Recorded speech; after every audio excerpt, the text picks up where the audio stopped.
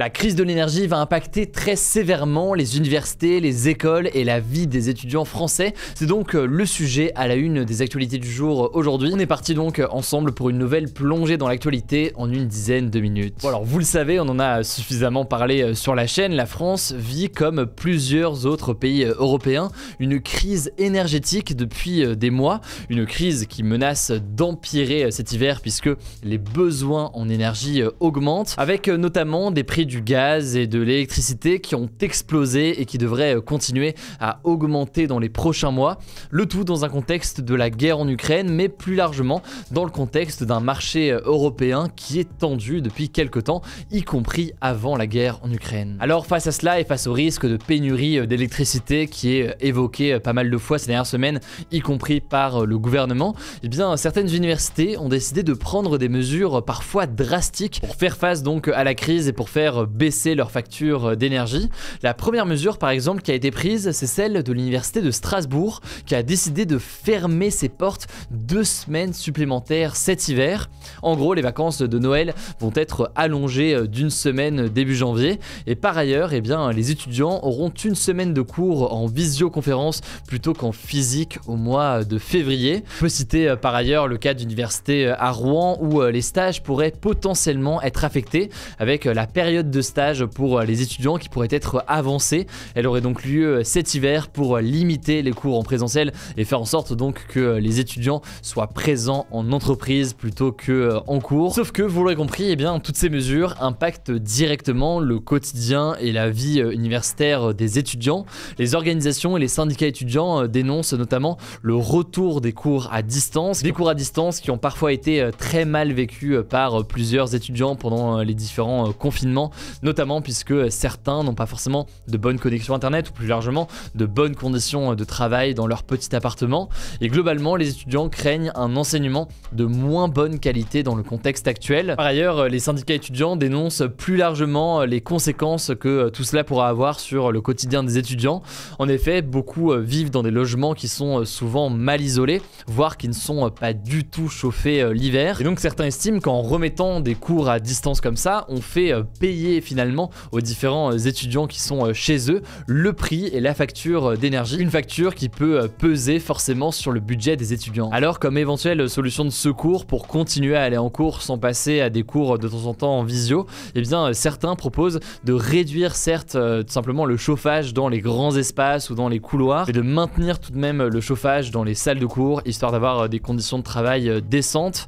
À voir donc ce que pourraient décider les autres universités en France. On est de toute façon, vous le voyez, tout juste au début de l'automne, donc la situation va se préciser dans les prochaines semaines. Mais tout ça pour dire donc qu'après la crise du coronavirus, eh bien c'est une nouvelle crise, une crise énergétique cette fois-ci, qui impacte directement les étudiants. Ça me semblait donc essentiel d'en parler aujourd'hui. Je vous tiens évidemment au courant dès qu'on a du nouveau. Alors avant de passer aux actualités en bref, très rapidement, je voulais qu'on revienne sur un autre sujet qu'on a évoqué très rapidement hier. C'est l'une des plus grandes fuites de l'histoire du jeu vidéo.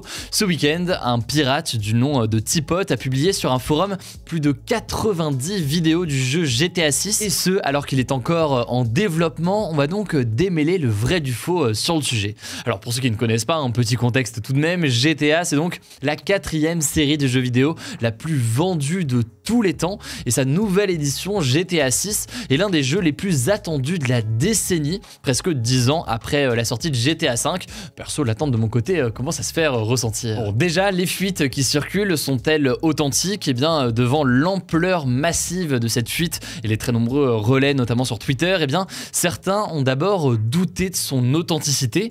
Mais hier, eh bien, l'éditeur de GTA, Rockstar Games, a bien confirmé avoir été victime d'un piratage, se disant, je cite, extrêmement déçu que des détails du nouveau jeu soient sortis de cette manière via une fuite de données. Et pour ceux que ça intéresse, alors tout cela va paraître très flou pour ceux qui ne connaissent pas le jeu, mais on apprend plusieurs choses sur le jeu, notamment qu'il y aura un personnage féminin, que les braquages seront de retour dans l'édition numéro 6, ou encore qu'il sera possible de changer l'arme de main. Bon, alors maintenant qu'on sait ça, d'autres fuites sont-elles encore à prévoir? Eh bien, T-Pot affirme détenir encore de nombreuses informations confidentielles sur le jeu, et notamment notamment ce que l'on appelle son code source, donc c'est en quelque sorte la colonne vertébrale dans le code du jeu. Par ailleurs, il exige de s'entretenir avec l'éditeur du jeu, donc Rockstar, et selon plusieurs experts, il pourrait négocier, voire exiger une grosse somme d'argent en échange de la promesse de ne pas faire fuiter d'autres informations. Alors une telle fuite historique dans l'histoire du jeu vidéo va-t-elle impacter réellement la sortie d'un des jeux les plus attendus ces dernières années? Alors pour l'instant non, en tout cas Rockstar affirme que ça ne modifiera pas ses plans concernant le jeu. Je cite, le développement du titre continuera comme prévu et surpassera même les attentes. Il faut dire que les enregistrements vidéo qui sont sortis sont ceux en fait du jeu à un stade de développement précoce, c'est ce que l'on appelle la version alpha. En fait une bonne partie de ces vidéos date de 2019, autrement dit on peut comprendre et déceler des mécaniques sur le jeu, mais ça ne ressemblera absolument pas à ça, et vous l'imaginez, les graphismes seront bien meilleurs que les captures d'écran ou les vidéos qui ont pu circuler. Alors pour l'instant la sortie du jeu de toute façon n'était pas prévue a priori avant 2 ans, mais à voir si ces fuites pourraient retarder éventuellement la sortie du jeu, notamment si le code source finit par fuiter. Bref, voilà donc pour ce qu'on sait aujourd'hui, mais évidemment vous le savez, je vous tiens au courant dès qu'on a du nouveau. Dans les actualités en bref, d'abord 2 catastrophes naturelles à mentionner à 2 endroits différents du monde. D'abord au Mexique, à l'ouest du pays, qui a été touché ce lundi par un puissant séisme de magnitude 7,7 sur ce que l'on appelle l'échelle de Richter, et ce séisme a été ressenti jusqu'à la capitale Mexico. Alors malheureux hasard, en fait ce séisme est tombé exactement le même jour que 2 autres séismes qui ont touché le Mexique le 19 septembre 1985 ainsi que le 19 septembre 2017. Alors en 1985 il avait entraîné la mort de 10 000 personnes, en 2017 il avait entraîné la mort de 369 personnes. Heureusement aujourd'hui le bilan est beaucoup plus faible, le bilan provisoire est d'au moins 1 mort aujourd'hui. Alors a priori c'est juste une coïncidence, mais il faut savoir que le Mexique se situe sur ce que l'on appelle la ceinture du feu du Pacifique. C'est une zone où la rencontre de plaques tectoniques provoque très souvent une activité sismique élevée et donc un plus gros risque au quotidien de tremblements de terre.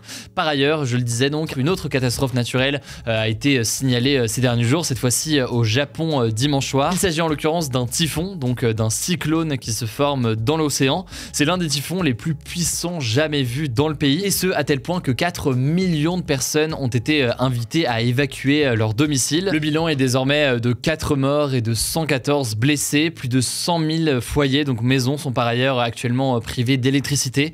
Évidemment, on vous tiendra au courant. Deuxième actualité absolument majeure concernant la guerre en Ukraine, des référendums d'annexion vont être organisés à l'est et au sud de l'Ukraine du 23 au 27 septembre. C'est ce qu'ont annoncé mardi les pro-russes qui sont présents dans ces régions. Ça concerne plus précisément les régions de Donetsk, de Luhansk ou encore de Kherson, des régions qui sont actuellement sous le contrôle de l'armée russe. Pour faire simple, en fait, la Russie, qui a donc envahi ces territoires, veut désormais faire voter les habitants de la région des référendums pour demander à la population s'ils veulent rester côté ukrainien ou si désormais ils veulent que leur territoire appartienne à la Russie. C'est donc des référendums organisés par les Russes mais sur des territoires ukrainiens, et vous l'imaginez, ça ne plaît absolument pas à l'Ukraine qui évidemment ne reconnaîtra pas ces référendums.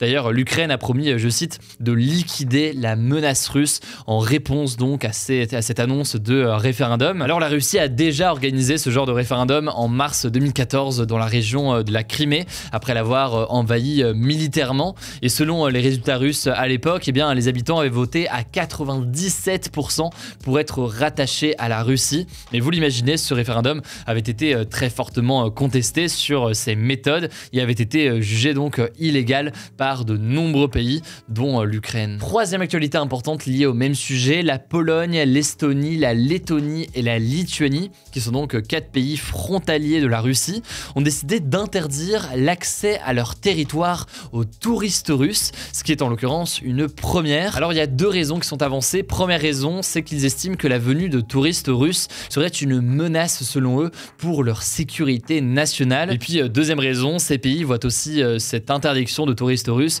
comme une nouvelle sanction contre la Russie. A noter cela dit qu'à l'échelle européenne, ce genre de mesure ne sera pas prise. En tout cas, il y a très peu de chances puisque la France ou encore l'Allemagne s'y sont récemment opposés. Ils estiment en effet que ça risquerait pour eux de les couper d'une partie de la population russe qui peut aller voyager en Europe en tant que touriste et qui est complètement opposée potentiellement à la guerre en Ukraine. Quatrième actualité en France, le gouvernement a annoncé que 250 millions d'euros seront investis en 2023 pour le développement du vélo comme un moyen de transport en France. Cet argent va donc servir par exemple à prolonger des aides financières pour acheter un vélo dans le pays ou encore créer davantage de pistes cyclables en France. Il s'agit de la plus grosse somme d'argent jamais investie par l'État sur une seule année pour le vélo. Ce financement s'inscrit plus largement en fait dans un plan entamé il y a déjà 4 ans et qui doit durer au moins jusqu'en 2027. Pour en savoir plus, je vous mets des liens directement en description. Allez, dernière actualité scientifique, je voulais vous parler d'une expérience assez particulière qui a été lancée en France. En fait, pour avancer sur plusieurs sujets, eh bien, plusieurs instituts très prestigieux, dont l'INSERM par exemple, veulent vos excréments. Ah ouais, tu veux pas 1000 balles plutôt? En fait, le but de ces expériences, c'est de développer la connaissance du microbiote intestinal humain. C'est en fait l'ensemble des micro-organismes, donc des bactéries, des virus, des parasites ou encore des champignons qui vivent au quotidien dans l'intestin. Chaque personne en a un différent qui abrite entre 800 et 1000 espèces différentes de bactéries. En étudiant donc la diversité des profils, eh bien, les scientifiques pourraient potentiellement découvrir de nouveaux traitements ou de nouvelles solutions. Par exemple, pour éviter l'apparition de cancer, de diabète, d'obésité ou encore d'allergies. Là aussi, comme d'habitude, je vous mets un lien directement en description. Et au passage, concernant la situation en ce moment en Iran avec d'importantes manifestations et leur répression, on suit évidemment la situation en ce moment et on a prévu d'en parler en détail demain dans les actus du jour. Écoutez, voilà donc pour cette nouvelle plongée dans l'actualité en une dizaine de minutes. Pensez à vous abonner, si ce n'est pas encore le cas, pour ne pas louper les vidéos suivantes. Prenez soin de vous, prenez soin de nos proches et puis on se dit à demain pour une nouvelle vidéo.